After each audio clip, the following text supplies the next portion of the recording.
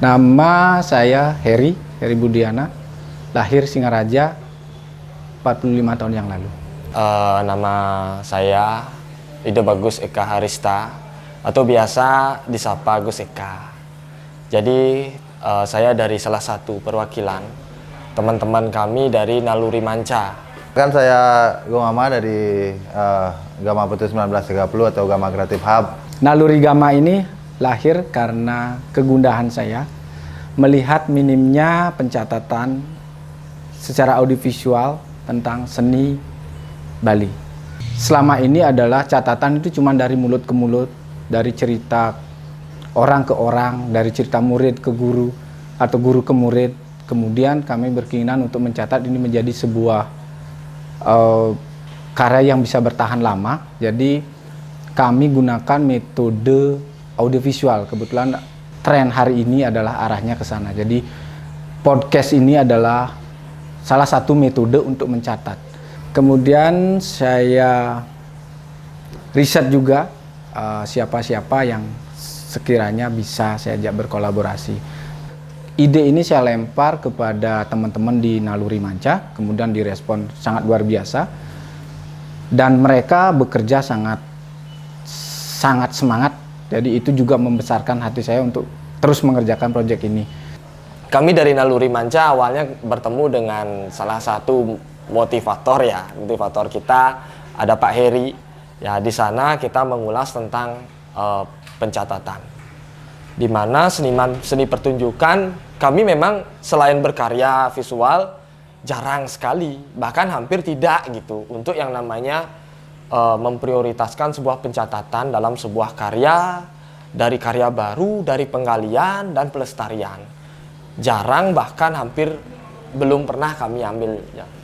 Jadi Pak Heri memberikan sebuah motivasi dan gambaran secara garis besar tentang itu, ya kami coba gitu.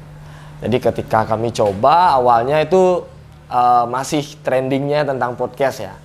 Podcast itu seperti salah satu bentuk observasi pencatatan, cuma dia ada audio dan visual.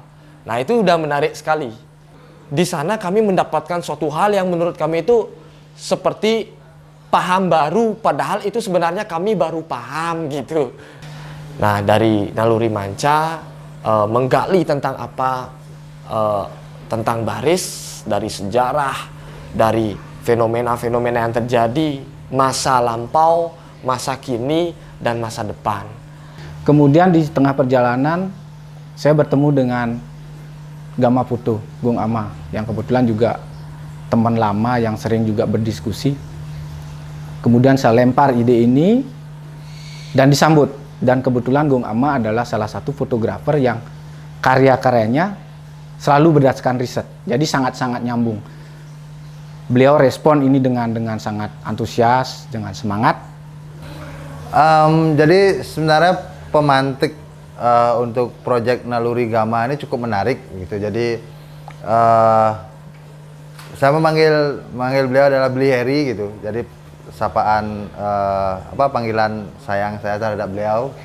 Jadi Bli Heri datang dan selalu membawa ide-ide yang cukup luar biasa dan menariknya adalah memungkinkan untuk kita eksekusi gitu. Jadi Bli Heri datang kepada saya bahwa dia bertanya bahwa bagaimana menurut kamu tentang pengarsipan di Bali ini gitu. Sedangkan proyek kamu adalah rekonstruksi proyek Bali 1930 yang dulunya kita mempelajari visual Bali dari foto-foto orang luar saja.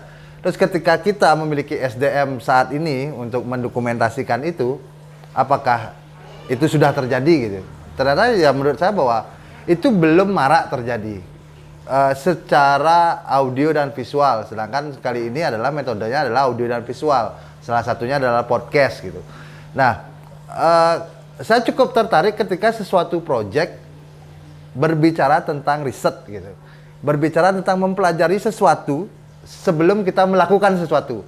Jadi Bli Heri berkata, ayo kita, menurut saya adalah pendokumentasian ini penting. Tidak ingin merubah Bali, tidak gitu. Tetapi bagaimana kita selaku anak muda Bali melaku guna dalam dalam seni dan budaya kita gitu. Tidak ingin merubah semuanya, tetapi apa yang kita bisa lakukan, apa yang kita bisa persembahkan untuk sejarah Bali nanti ke depannya. Ya, tidak ingin masuk di dalam sejarah juga, tetapi bahwa paling tidak skill kita bisa bermanfaat lah, nanti bisa dilihat oleh generasi-generasi kita berikutnya gitu. Dan ide ini menurut saya ini luar biasa sekali gitu. Ini luar biasa sekali bahwa apa nilai keilmuan saya bisa nanti terarsipkan gitu. Jadi bisa terdokumentasikan di dalam sebuah proyek, selain buku ya audiovisual, dan sekarang memang data semua kita serahkan kepada YouTube gitu. Dan Beli Heri berkata adalah, ya yang saya tangkap dari Beli Heri adalah riset ini tentang apa gitu, tentang apa ya, tentang pengarsipan tokoh-tokoh gitu, tentang pengarsipan tokoh-tokoh, apa yang bisa kita lakukan pertama kali gitu. Kita berangkat dari tokoh-tokoh saja, penyelamatan tokoh-tokoh, apa indikatornya, akhirnya berbicara seperti itu, indikatornya kenapa si tokoh ini bisa masuk ke dalam proyek ini gitu. Perbincangan cukup panjang, dan akhirnya kita mengkerucutkan pemikiran kita, dan akhirnya dari ide Beli Heri yang hanya di awal ingin mengarsipkan, dan kegundahan Beli Heri, kegelisahan Beli Heri ingin mengarsipkan bagaimana prinsip seniman-seniman kita dengan cara audiovisual. Gampangnya seperti itu. Dan akhirnya saya merespon bahwa bagaimana kita bisa lebih melangkah lagi, bahwa tidak hanya cukup audiovisual, tetapi kita bisa melakukan lebih dari itu, dan akhirnya terpilih bahwa proyek ini berkembangnya dalam metode risetnya menggunakan audiovisual dalam bentuk podcast. Metode outputnya adalah visual biografi, dan ini cukup menarik, dan ini adalah sesuatu yang kita bisa persembahkan sebagai seorang generasi muda saat ini. Dan saya akhirnya mengiyakan gitu. Saya akhirnya mengiyakan, apalagi di dalam proyek ini Beli Heri berkata bahwa kami akan melibatkan Naluri Manca gitu. Saya akan melibatkan Naluri Manca, dan semangat Naluri Manca, saya beberapa kali pernah berproyek bersama Naluri Manca, dan semangat mereka nggak pernah padam gitu. Akhirnya saya mengiyakan proyek ini lahir dengan nama Naluri Gama.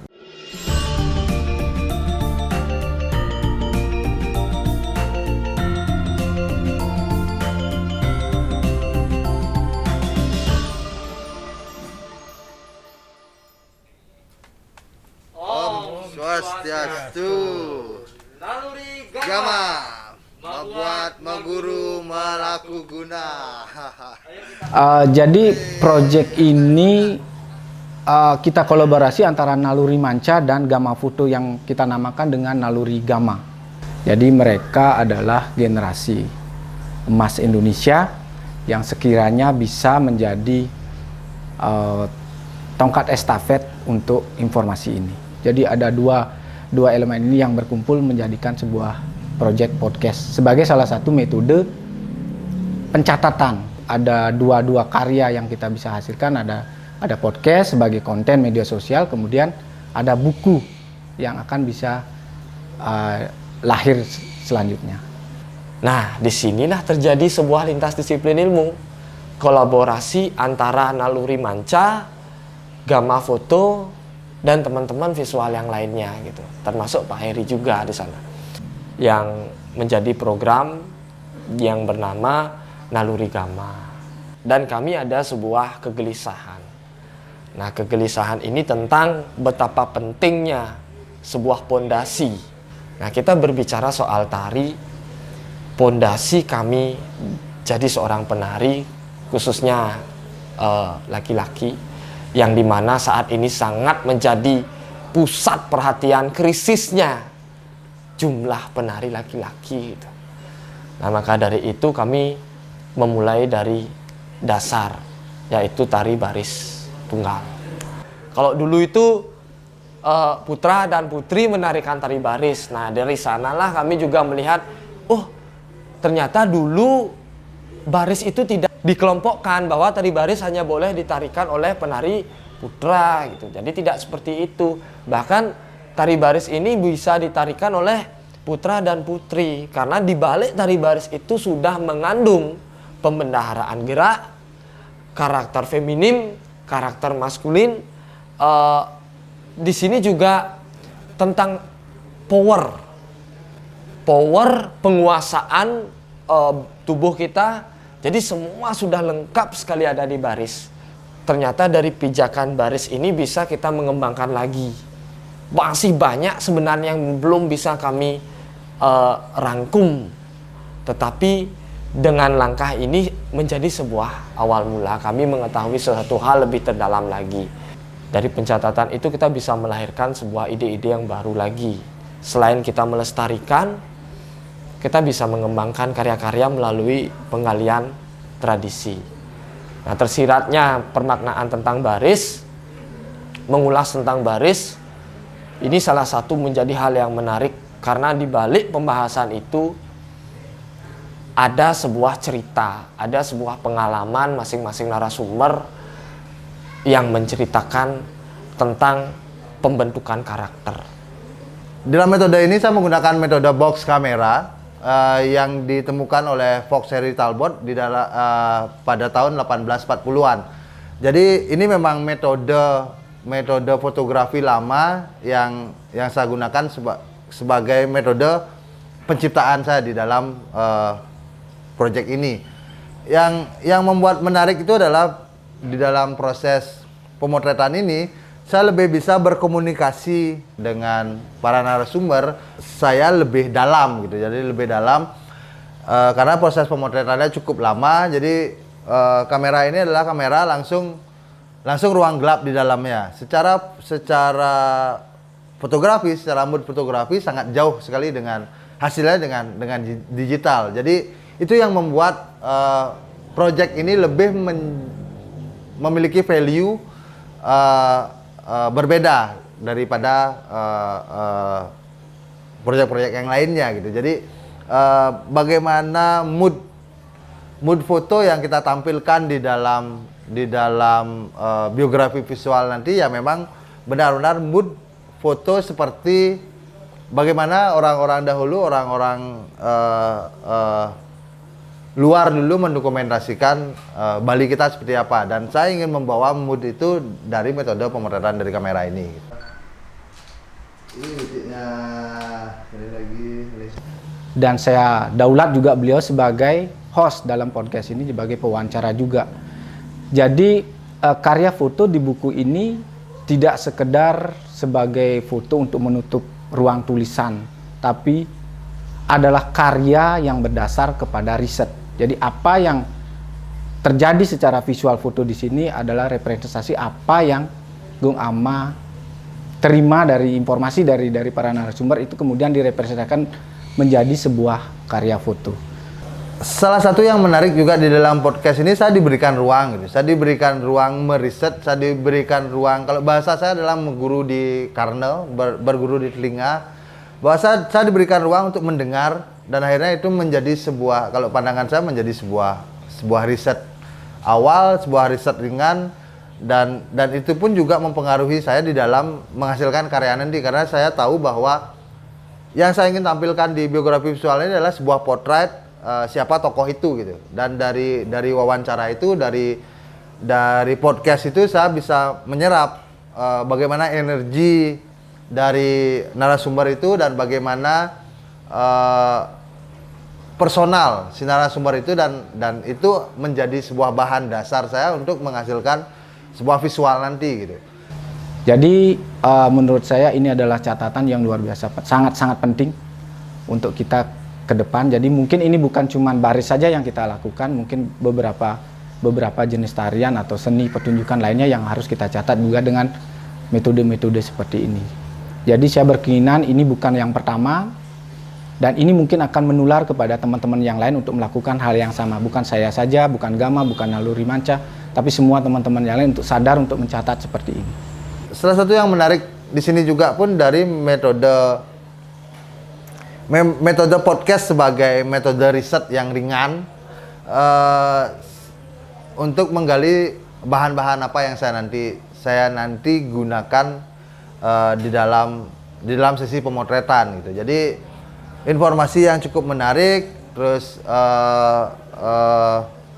saya mendapatkan pengalaman yang luar biasa dari para narasumber tanpa harus melaluinya gitu. Jadi itu yang saya sebut mengguru di Karno gitu. Penting sekali sebuah pencatatan untuk menjaga, melestarikan, dan mengembangkan nanti di generasi yang akan datang. Mudah-mudahan teman-teman sekalian dari adanya program ini termotivasi untuk melakukan pencatatan dari sejak dini. The next ditunggu lagi ya Naluri Gama di episode yang akan datang. Terima kasih.